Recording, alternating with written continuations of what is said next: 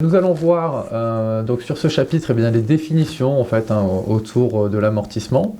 Alors qu'est-ce qu'un amortissement? Un amortissement c'est donc quelque chose que l'on va appliquer sur une immobilisation. Donc une immobilisation, pour rappel, c'est simplement en fait un achat effectué par l'entreprise sur un équipement, d'accord, et un équipement qui lui va être utilisé sur plusieurs exercices.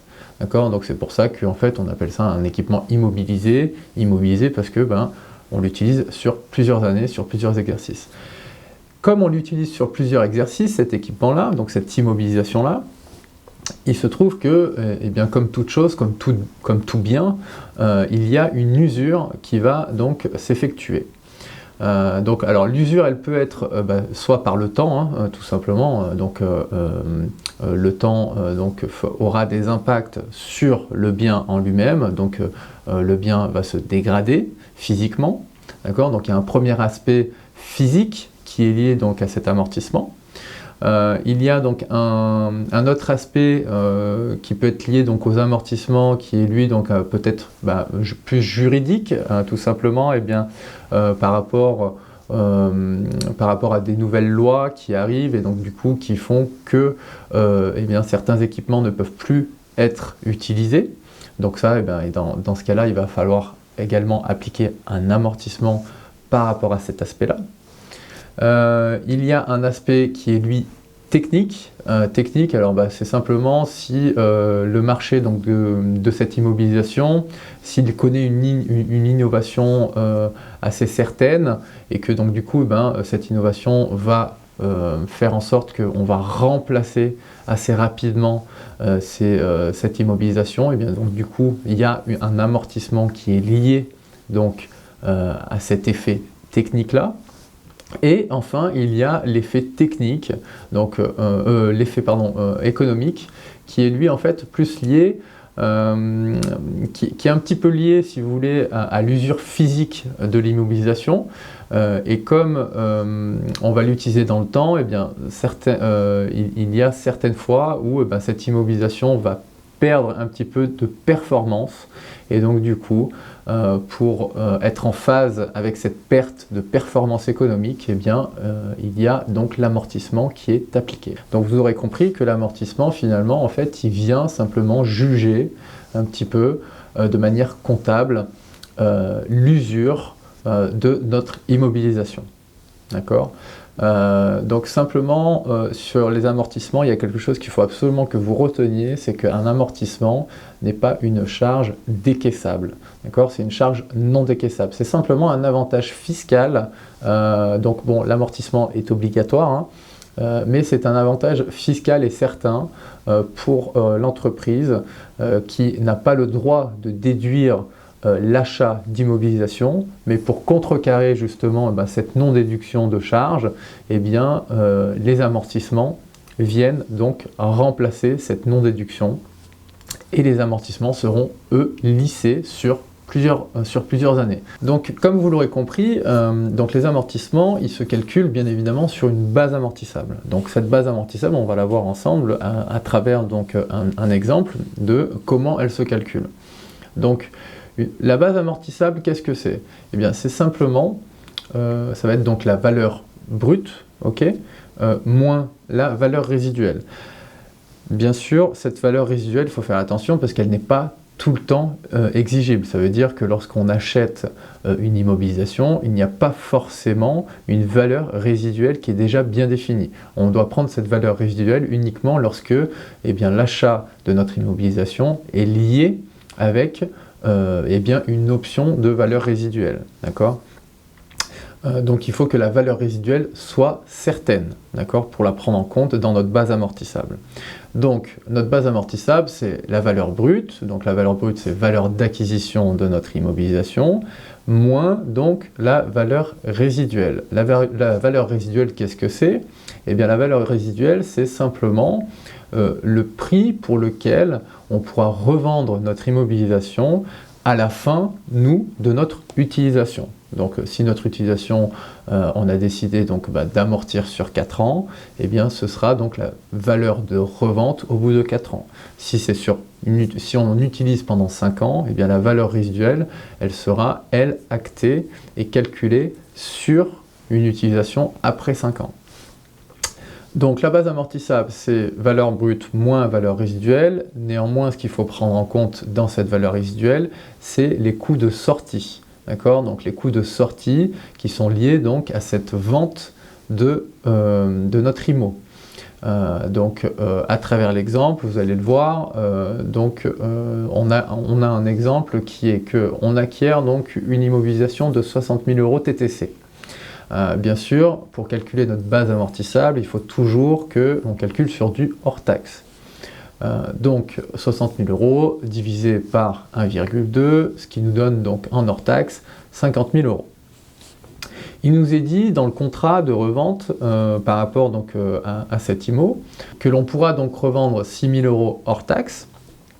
Et on nous dit que les coûts de sortie qui sont liés donc à cette revente, alors les coûts de sortie, alors ça peut être soit simplement en fait du transport ou des choses comme ça, ou là en l'occurrence par rapport à l'exemple, c'est par rapport à des réparations que l'on doit effectuer sur cette immobilisation. Donc on nous dit que les coûts de sortie, ils sont équivalents à 1 000 €. Donc on fait 6 000 € de valeur résiduelle moins les coûts de sortie, donc 5 000, ce qui nous donne en fait une valeur résiduelle finale de 5 000 €. Donc on prend notre base on prend donc notre valeur brute moins la valeur résiduelle, donc 50 000 moins 5 000, et donc ce qui nous donne une base amortissable de 45 000 €. Concernant le plan d'amortissement, donc effectivement en fait vous allez voir que on part toujours d'une base amortissable, hein, donc celle que l'on a pu calculer auparavant. Et donc en fait, à partir de cette base amortissable, c'est là qu'on va pouvoir créer en fait notre plan d'amortissement. Notre plan d'amortissement, quel est-il? Eh bien simplement, donc il va lui s'orchestrer donc sur une durée bien précise, qui est choisi en fait par l'entreprise, parce que donc plusieurs entreprises peuvent choisir son rythme d'immobilisation, mais lorsqu'elle en a choisi un, elle n'a pas le droit donc de changer d'une année à une autre. Il faut qu'elle garde ce rythme-là d'immobilisation.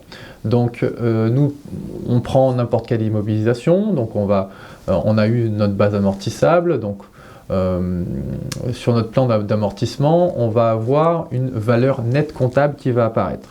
Cette valeur nette comptable, comment elle est calculée? Simplement, on va prendre donc la valeur brute, la valeur brute donc de notre IMO, qui est la valeur donc d'acquisition. On va ensuite donc enlever les amortissements, donc les amortissements qui sont eux liés donc à un amortissement annuel, ou si ça fait plusieurs années qu'on détient cette immobilisation, on aura des amortissements cumulés, donc ça nous fait une valeur brute, moins amortissement ou amortissement cumulé si ça fait plusieurs années qu'on la détient, et moins les dépréciations. Les dépréciations, c'est simplement en fait une perte de valeur accélérée que l'on verra lors d'un prochain chapitre, mais ça fait pas, il faut prendre en compte en fait cette dépréciation pour, in fine, donc avoir notre valeur nette comptable. Donc valeur brute moins amortissement ou amortissement cumulé si ça fait plusieurs années qu'on détient cette immobilisation, moins la dépréciation, ça encore une fois c'est optionnel, cette dépréciation arrive uniquement s'il y a une perte de valeur accélérée, et donc ce qui nous donne une valeur nette comptable. Pour les années suivantes, donc simplement en fait à chaque début d'année, on aura une valeur nette comptable, d'accord, qui est celle en fait de l'année dernière. Et donc en début d'exercice, on a donc une valeur nette comptable. On va cette fois-ci enlever donc l'amortissement de l'année et on arrivera donc à une valeur nette comptable de fin d'année qui a, elle, enregistré donc l'amortissement d'une année entière. Donc on va regarder ce plan d'amortissement qui va être illustré par un exemple. Donc pour faciliter la chose, on reprend l'exemple que l'on a cité au tout début avec notre calcul de base amortissable. Donc on avait vu que sur une immobilisation qu'on avait acheté donc 60 000 € TTC, qu'on remettait tout ça donc en hors taxe, on repartait sur 50 000 €, mais qu'on avait également une valeur résiduelle qui était elle donc de 6 000 €. moins les coûts de sortie, donc moins 1000 euros, donc ça veut dire qu'on avait une valeur résiduelle de 5000, ce qui nous donnait donc une base amortissable de 45 000 euros. Ça, c'est ce qu'on a déjà vu donc auparavant.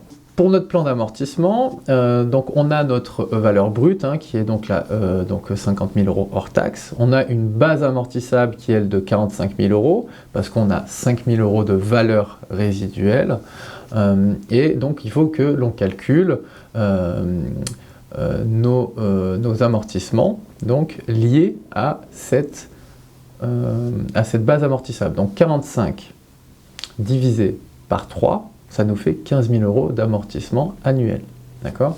Donc là, vous avez donc, votre valeur brute de 50 000 euros, moins les 15 000 euros d'amortissement, ce qui nous donne une valeur nette comptable in fine, à la fin de l'exercice N, de 35 000 euros. Donc pour le début de notre exercice N+1, on a toujours, nous, notre valeur brute qui a 50 000, toujours notre base amortissable de 45 000, donc ce qui veut dire qu'on a toujours un amortissement annuel de 15.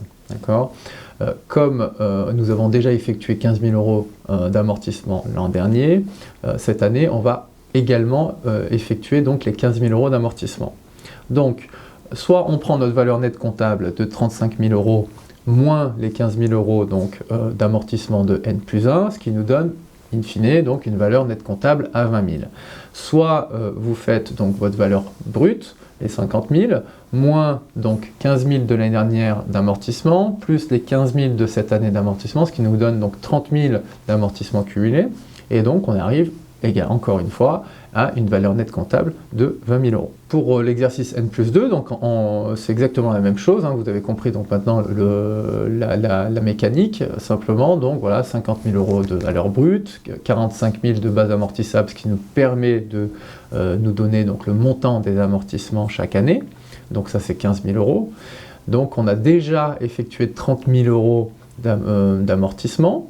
Cette année, on rajoute les 15 000, donc ce qui nous fait 45 000, et donc 50 000 de valeur brute moins les 45 000 d'amortissement, ça nous donne donc une valeur nette comptable de 5 000 euros, qui est, elle, équivalente à notre valeur résiduelle. S'il n'y avait pas eu de valeur résiduelle depuis le début, on aurait eu une valeur nette comptable à la fin de notre utilisation de 0. Là, si on arrive à une valeur nette comptable qui est positive, c'est simplement parce qu'elle est égale à une valeur résiduelle.